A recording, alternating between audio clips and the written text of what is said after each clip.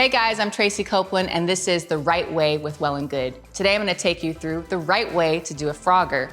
So what is a frogger? It's a full body movement. It works your core, it works your lower body. It also helps get that heart rate up. But first, I'm going to show you the most common mistakes I see while doing a frogger. Let's go ahead and get right into it. So, starting in that plank position, jumping through, and I see the hips coming a little too high.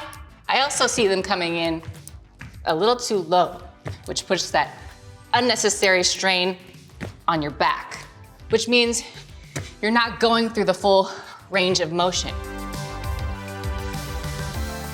Let's look at the right way, okay? Starting in that solid plank position. Core is engaged, arms are straight. I push through my toes, arms come off the ground, back into plank. Body is in one straight line, core is engaged, okay? Now, ways that you can modify this, stepping it forward, okay? You're still hitting that low squat, but you're also still hitting that full range of motion in that plank position. If you wanna pick this up a notch, go through that full burpee, okay?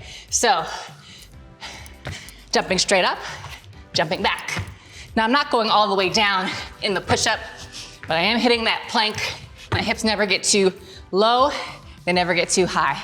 And that was the right way to do a frogger. You want more right ways? Subscribe to Well+Good today.